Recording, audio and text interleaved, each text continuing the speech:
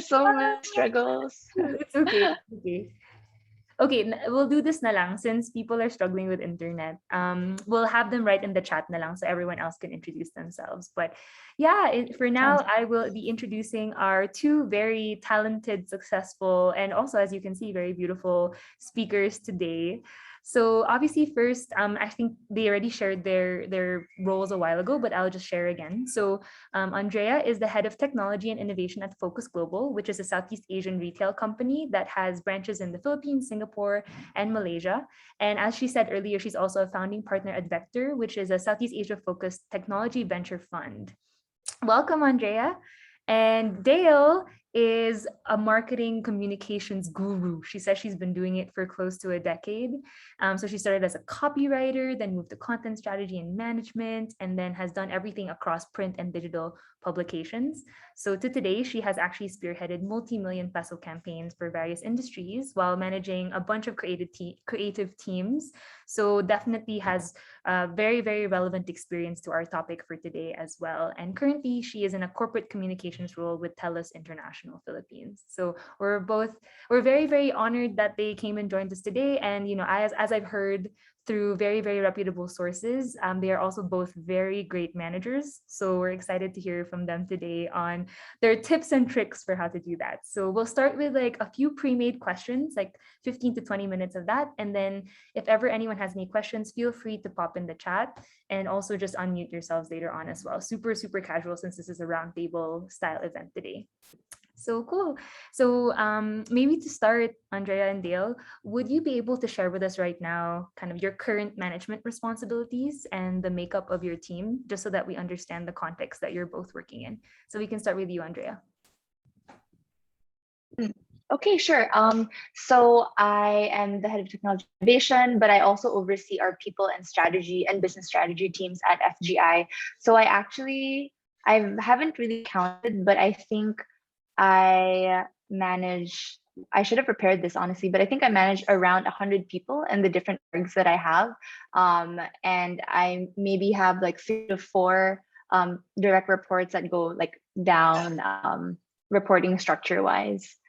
So that's like in vague terms. So I manage our people team, a couple of business and business strategy teams, our software development team, and the e-commerce business units.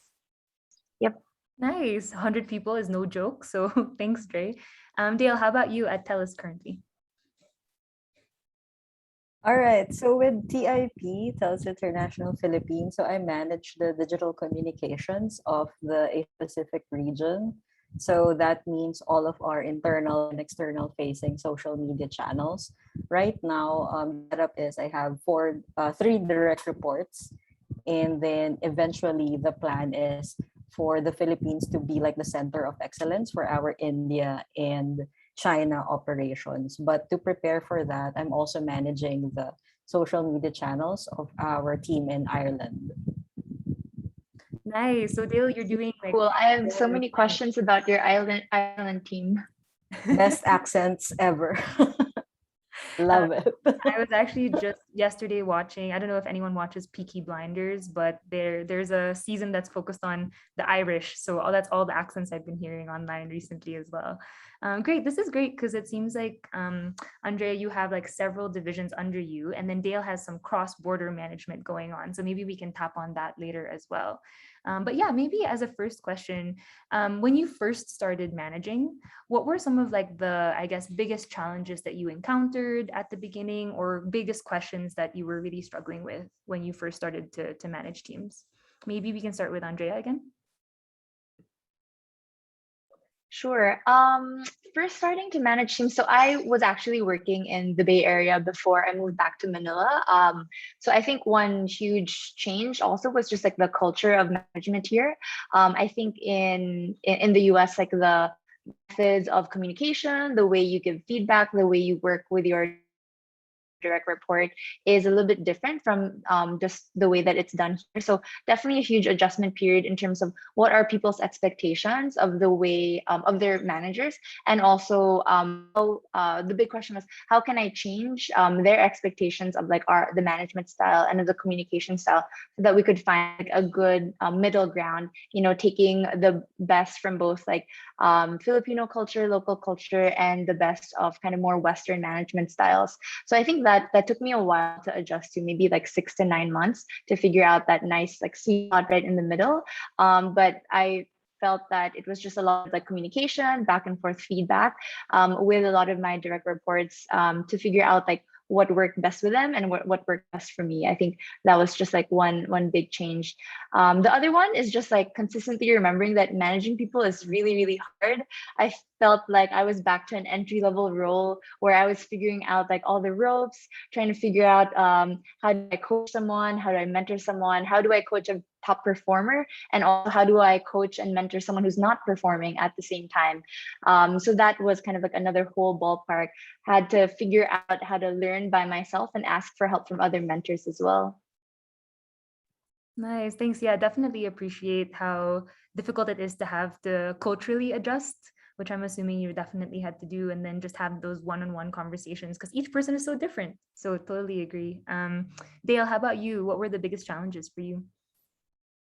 Yeah, so I had my first leadership role back when I was still in publication with Summit Media. And the setup there was I was brought to a new team, not my current team. So I had to manage, or I had to replace someone else. And I think that's a challenge on its own, right? Not just being a leader, but being put in that position where you're replacing someone who has already built relationships with the people. So I think the main challenge for me back then was gaining their trust and also getting the credibility of, in a way, just proving myself also that, okay, I'm in this role, we're all in this together, something like that, and making sure that my new team would be able to understand also what I can provide to them, and what I can improve on. Things that I know they have a lot of things already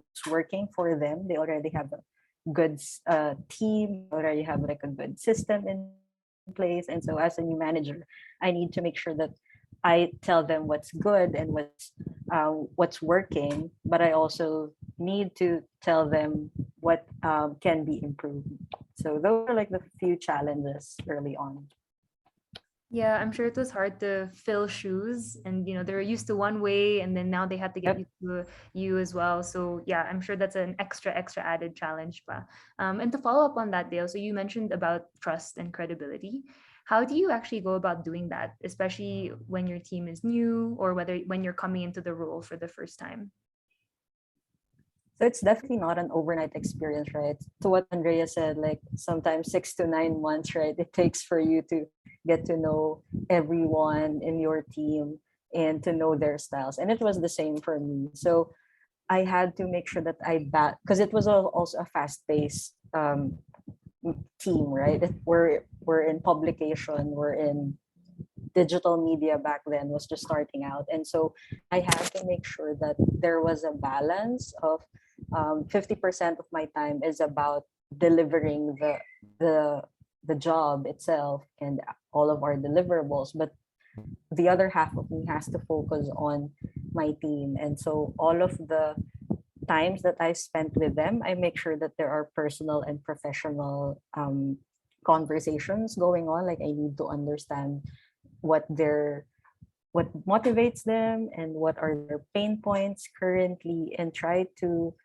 probe further and just make sure that they also know my struggles as their new leader. I think that's one thing that a lot of the new leaders are talking about right now, just being vulnerable and just talking about what your struggles are as well. And so I had to make sure that my team knows me on that level. Yeah, kasi sometimes, diba, parang it feels that, oh, you have to be perfect, you have to have all the answers. But if you also don't know, then, what's the point of holding that back? And actually the honesty and the Yep. transparency is establishes a lot of trust in the team. Yeah, I really love that. Dre, do you have anything to add on that? Like, how do you establish that, credibility and those strong relationships? The way that I try to manage people and build credibility in the beginning is just by really listening and being available for them, especially if it's a new team that either I'm inheriting, or as a new manager that you're inheriting. It's about understanding what is the lay of the land and figuring out what are the main pain points of your direct reports and figuring out how you can help unblock them.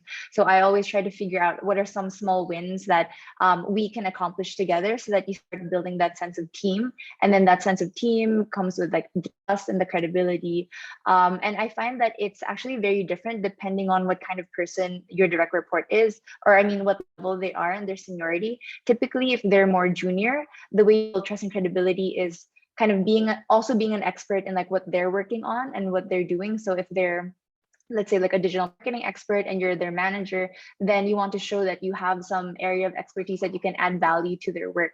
But then when you're managing a manager, or you're managing a manager of managers, it's less about being an expert in what they're doing and more about alignment across the company. So I find that when you're managing more senior level individuals, it's about how can you help elevate some of their concerns or some of their blockers to the executive team, for example, or how do you build alignment from your direct reports organization with like a competing organization who maybe has competing priorities and different issues that they want to address, right? So it's about alignment and kind of like cross-functional teamwork when you get to the more senior managers. So small wins in the beginning definitely help across the board, across all the levels.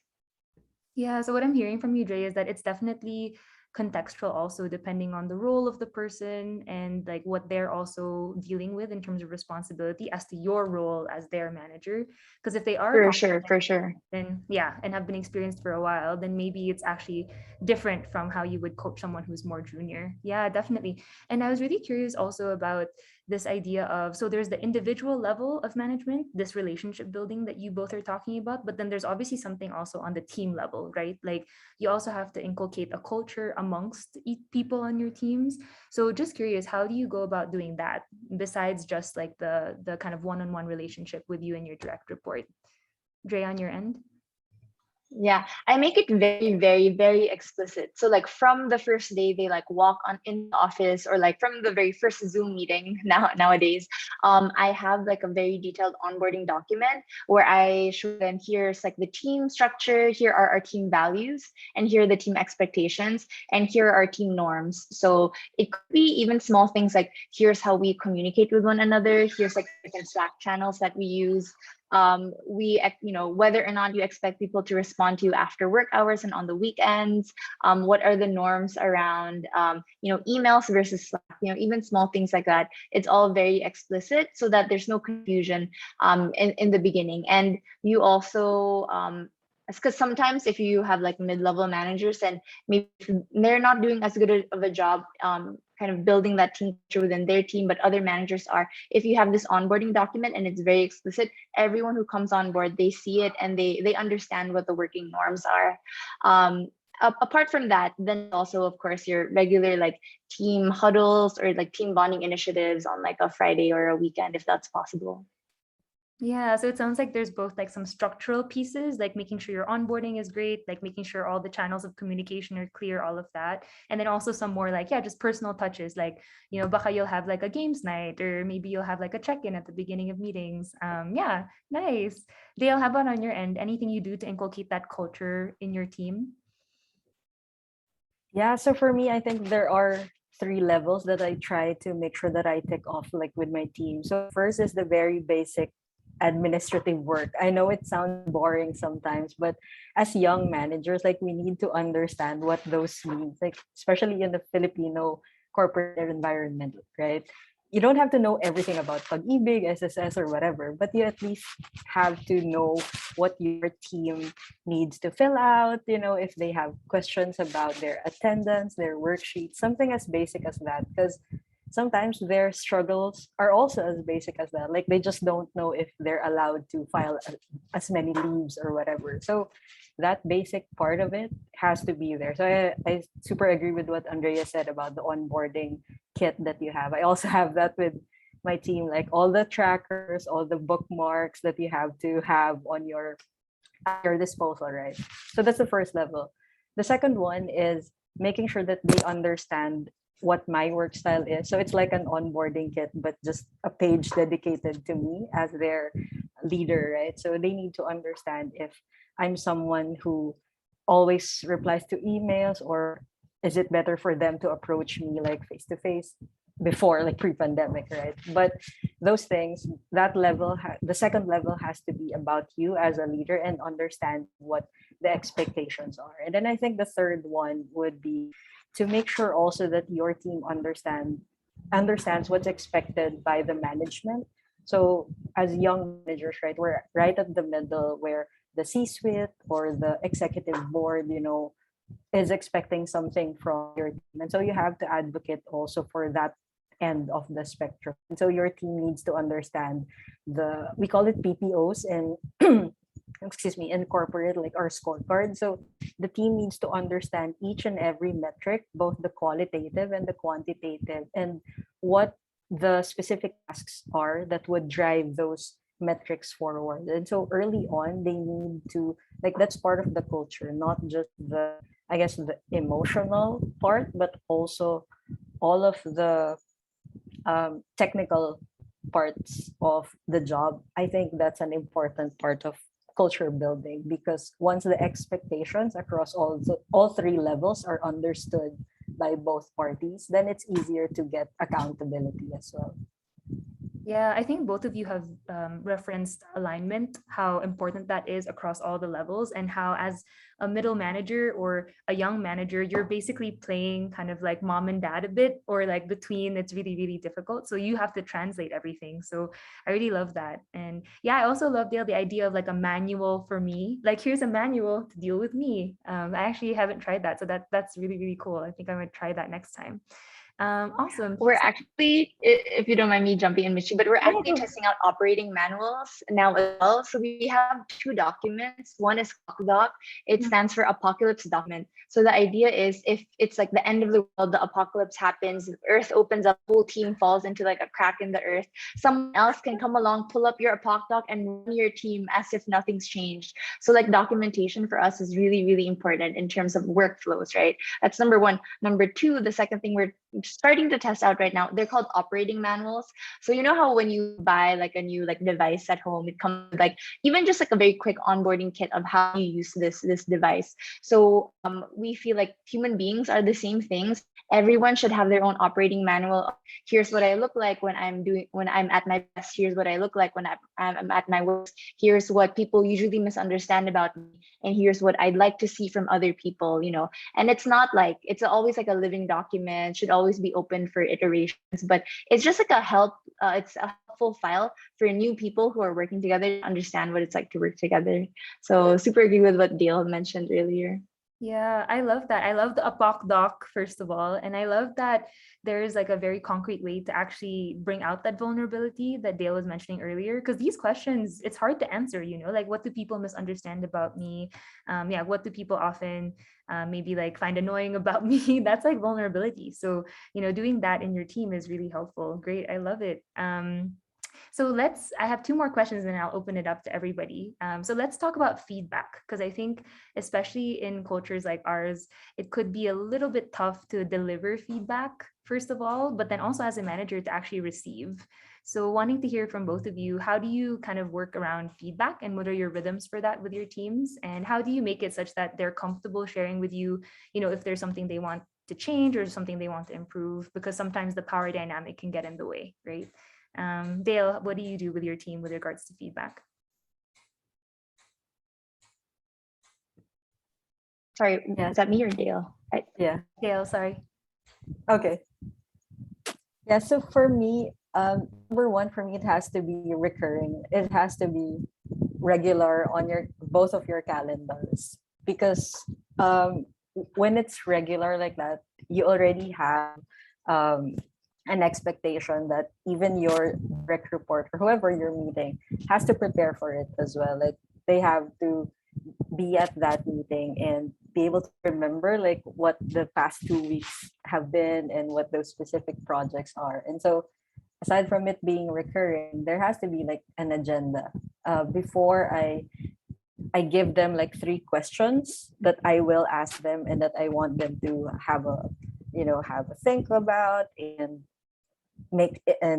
ask them to have notes also, just to make sure that we're all talking about the same things. And lastly, I think the feedback sessions always have to be actionable for both parties. Like it's hard if the feedback session is always just about them committing to something or like committing to improving project or committing to whatever it is that you asked of them. But it's also important for our teams to hear it from us, like, okay, so we've talked about this project or this issue, what will you do about it as my leader? So I need to also verbalize to them that I'll make time. If, for example, it needs more time for me, then I will verbalize it to them during that session of ours, and just making sure that both parties are again accountable for whatever that conversation is. And then just on the practical side of it, like right now, whenever I do my one-on-ones with my team, it's every 2 weeks, and I do have a tracker for myself, and I just take note of what we have talked about and what they have committed to doing and what I also told them.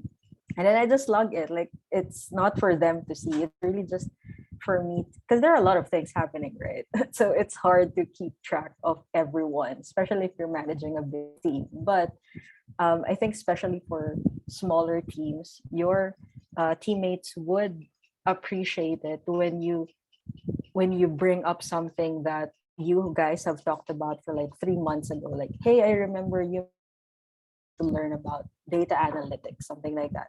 I found this webinar, etc., etc. So those little things, like um, they emphasize the fact that you're listening to them and to what they're saying in those feedback sessions. And so at the long run, like they would also be more comfortable and opening up because they know that they're being heard.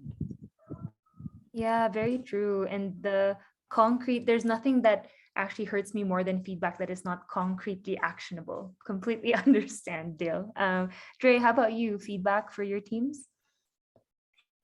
I feel like Dale and I went through the same like manager training or something. I don't know. I have like literally everything Dale said on point. Having regular cadences, making it a safe space for individuals to share feedback. Something I guess specific that I do during my regular one-on-ones with direct reports is I ask them for what are their highlights of the week or the last 2 weeks or since our last one-on-one. What are their lowlights or their challenges that they want to share with me so that I can help them, problem solve. And then I ask, and then it's always like a feedback portion. And it's very explicit again that these one-on-ones are highlights, lowlights, and feedback. And that feedback is going both ways, back and forth. So I'll ask them first. So to make myself more vulnerable first, I'll ask them first, like, do you have any feedback for me? In the beginning, whenever I start working with like new individuals, in the first few ones, they never have any feedback for me, which is a little bit frustrating because I want them to get into that practice, right? So then I always follow up with, well, okay, if you don't have any feedback for me, what are some things that you want me to start doing that might help you? What are some things that I should stop doing because it's not helpful to you? And what are some things that I should continue doing because you like that I'm doing this for you already or for the team? And so usually they'll have at least one answer to one of those 3 questions, and at least that starts the conversation going. And then hopefully in like the following runs, then they have additional feedback for me as we start to work more closely together. And that's really hard. Even until now, it's really hard for me to hear feedback. I still cringe a little bit inside whenever I ask some of my direct reports, like, do you have any feedback for me? And I kind of hold my breath and like my stomach's a little bit tight, but it's really helpful, right? Like it's good to know whether you end up agreeing or disagreeing, or whether you end up you yourself making the change, or your direct report has to be the one to make the change, it's just useful to have this open dialogue back and forth. And the last thing that I do too with like new direct reports is, if they really have no feedback for me, I'll try to bring up past feedback that I've gotten from other individuals, really just to show them that it is, yes, it's okay, yes, I've gotten feedback from other people before, and here's what happened. Maybe we were able to resolve it, maybe one person had to adjust, maybe there what happened, so that they do know it is a safe space to share feedback. Because I've heard unpleasant stories from other like coworkers that I worked with, where their direct superior asks for feedback, but then they don't really mean it. So when the person actually gives feedback, there were some negative repercussions. So I think that's kind of a key thing, especially in I think our culture that's a little bit more hesitant with sharing feedback, to really make sure it's a safe space for them to share the feedback regardless of the outcome.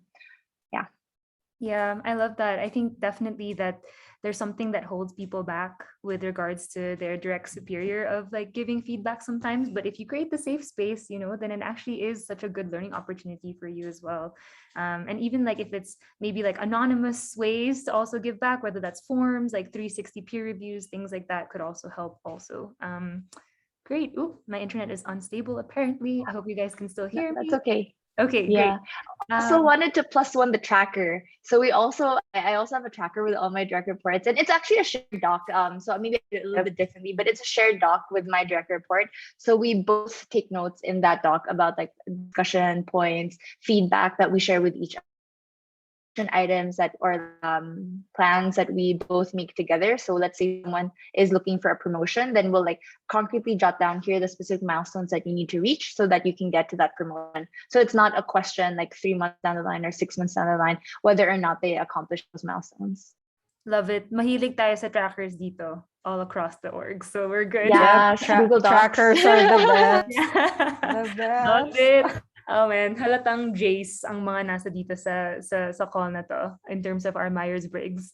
Great. So I'm gonna stop asking questions. I had one more, but I'm pretty sure it'll come up because I've gotten some really good ones either privately or we see some in the chat now.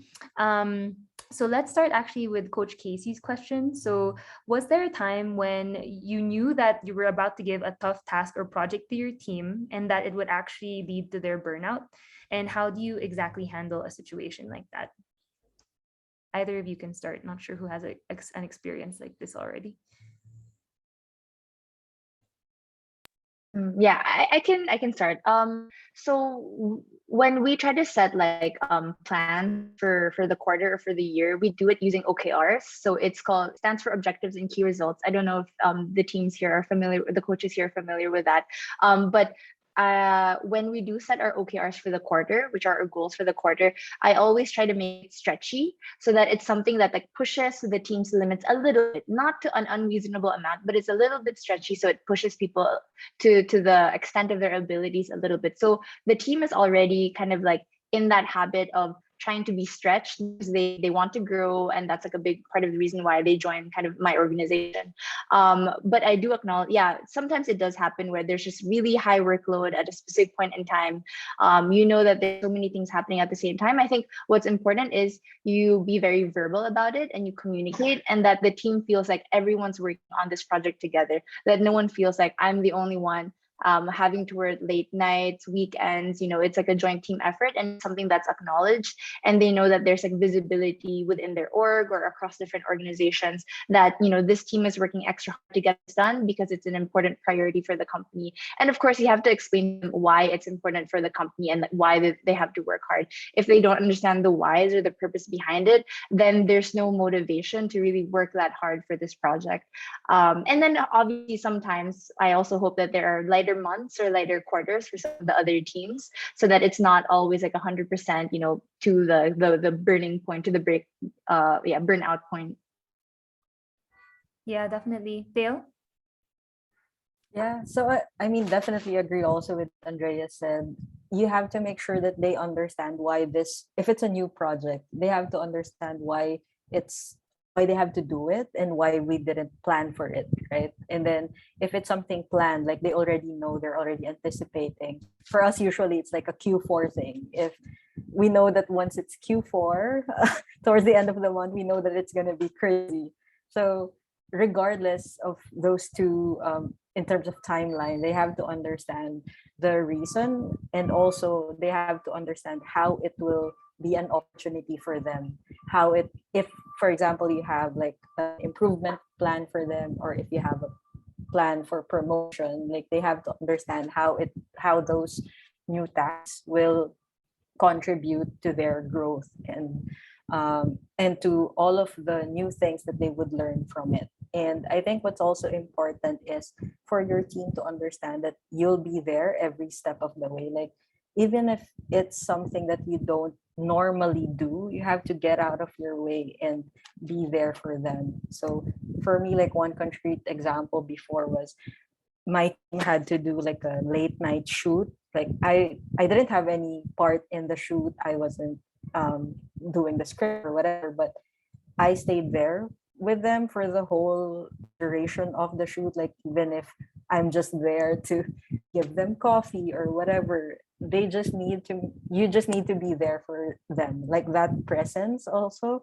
is an important part of it. I've heard someone say that a problem have or a problem shared is a problem halved. And so just being there and sharing the struggle with your team will be a big something that they would appreciate also. Yeah, I love that. Syempre, if you're the leader of a troop, you're not going to leave them alone in the trenches. Like you have to be there Yep. with them and be experiencing it with them. And then they'll really understand, oh, this is really important, because even my manager is here with us. I really love all of that. Thank you. Coach Z also had a question here. What was your biggest mistake or learning moment from the past? And what did you learn after that? As with regards to your managerial history. Dale, how about you? Do you want to start naman?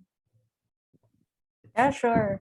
So before, I think it's very specific though to what I did. Like some material went out or got approved that shouldn't have been approved, and it's like a big project, and a lot of people got involved. A lot of the C-suite also had to be involved, which we don't usually talk to, and so it was a big leadership challenge. Big, um, a lot of stressful nights, honestly, on my end. But and then like the person who was actually responsible for that, for the mistake or for that project, just left the whole company. Like, and so the whole thing ended up on my lap. Like I had to put out fires, and so that was a big learning moment for me because I needed to think on the fly. I needed to solve it on the fly as well. Like I wasn't fully aware of what the project is, and so that was one of my takeaways from that crisis. Like I need to make sure that even if I'm delegating, it's important to delegate. I would advise that to all young managers. But even if you're delegating, you have to know what the project is, where it's at, and what the expected results are. And so that was my big mistake with that project. Like I didn't know about it because I delegated it to my second in command. And so I didn't know how to solve it at first. And so I need the long nights had to be reserved for me, just backtracking everything. And then another takeaway from that is making sure that you also know which people from your team you can pull in for those crisis situations. Not everyone, especially if you're managing a lot of juniors, not everyone would be ready to take on some of those crisis situations. And so as a leader, you don't have to take it all on your own. You have to pick maybe one or two people who would solve it with you, because that's also another way of me training them and giving them like an internship on how to handle a crisis. Like I can manufacture that, right? You can't you I can talk about it theoretically. Oh, if this happens, this is what you do. This is our APOC doc, right? Borrowing from Andrea. But there are some things that will just happen that you don't have any idea on, and it's great to have people in your team already trained to do that. And so those are like two main takeaways from that biggest mistake that I had before. Love it. Talagang these war stories really teach you the most. Yep. Yep. Yep. Dre, how about you? What are your war stories?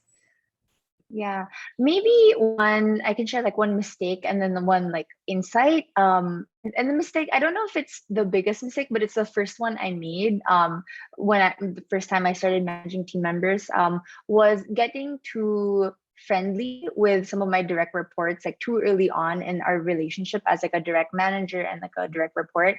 I think the way that I like to run my teams, I want everyone to feel like there's no hierarchy, it's flat, like we don't say miss or ma'am, we don't say po. It's very flat. It's an idea meritocracy. Anyone who has the best idea can come up and have their suggestions heard. The challenge that I had in the beginning was trying to be too friendly with some of the direct reports to the extent where we no longer had the proper structure in place for them to receive my feedback, for them to hear my feedback in a in a way that wouldn't feel personal to them, because I think we became friends in a way, and then so every time I had to put the manager hat on, and then it felt it got too sensitive for the direct report to hear. So I think that was my first kind of mistake or learning. I definitely feel that once you've built like a strong rapport, and have that relationship of feedback sharing and have that that direct manager direct report relationship later on, then you can start building a long-term relationship that's maybe both professional and also personal outside of work. And that's the kind of working relationships that I prefer anyways. So that's one. I think one insight that has kind of been bubbling in the back of my mind the last few months is that as a manager, it doesn't matter if you're a young manager, if you're a senior manager or a junior manager, you mostly focus on managing down. But what's actually equally important is managing up.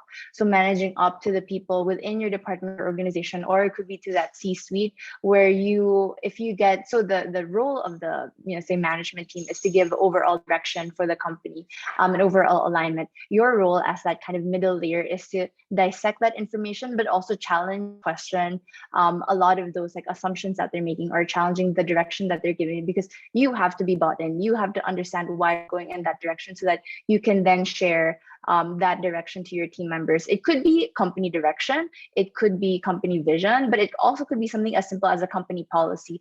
Like, why do we have to file this kind of paperwork for this process? You need to make sure you are also aligned and okay with it. Otherwise, it's not going to sound convincing to your team members if you just tell them, we just have to do it because that's the policy. That's that's not a very strong or healthy kind of chain of command internally within a company. Yeah. I super agree with that. I just to chime in one last thing about that. I think a lot of young managers forget, like whenever they have this opportunities to learn from other managers also, or from whatever leadership talk that they're attending, most of the questions are always about how to manage a team, but we often forget about asking, how do you manage also your bosses or the people above you? Because that's another challenge for a young manager. How do you talk to your executive? How do you make sure that the long-term vision of the company, or also the changes that's happening above you, will be understood by your team? Like, you have to be advocates not just of your team, but more so of the company also that you're working for.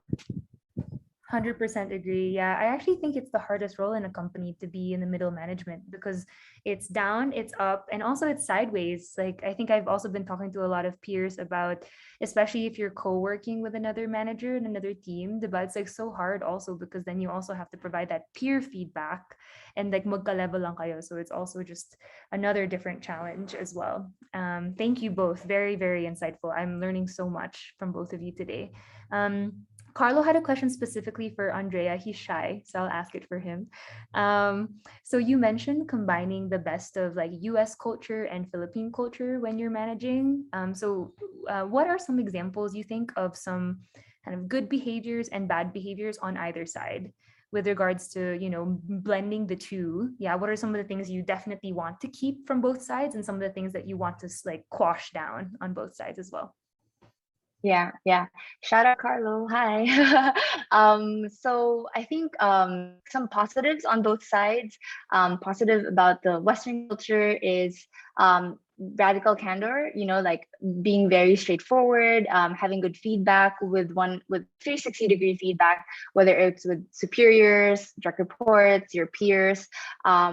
Productive disagreements also is like another great thing. I've been in meeting rooms where we're talking about like the pricing model of this new product that we're building, and then it's a super heated discussion. No one's shouting at each other, but you're almost to that level. But it's because everyone's so passionate about their working on, right? And everyone wants to make sure that we make the best decision as a group. So everyone like strongly believes about what they're working on, and so you get a lot of very good productive discussion in that room. So that's what I really like about some of more Western type of companies. And that's what I miss, I guess, in like more like Asian cultures where people don't want to disagree with one another because they are afraid that they will hurt the other person's feelings. But kind of like on the other hand, I think strong things about like Asian culture is that it's really like strong relationship aspect to it. Christmas, everyone will buy Christmas gifts for everyone in their department or across like other departments, and that's not a thing that you really see in other Western companies. So you really get a sense that people care about you beyond just like the work relationship. You have a stronger and deeper personal relationship. So when I think about building teams, I feel like the companies in the Philippines and in other Asian countries, you're able to build stronger teams that last for a longer period of time because you have deeper relationships with one another, and you're usually working towards like that same end goal. Whereas in the US or in the UK, maybe like a job is just a job. Like when they log off, or some companies, the average turnaround is a year or like 2 years. I remember in my last company at Square, I'd been there. By the time I was there 2 years, I was already like more tenured than 90 or 92% of the whole company. And this was a company of like 5,000, 7,000 individuals. And so within 2 years, almost 100% of the company had experienced turnover. So that's not great with sustainability and longevity of a company. Thanks, Dre. Dale, I'm going to direct this question naman to you. It's from Bea, who's also shy. Do you have any particular tips for keeping your team members motivated?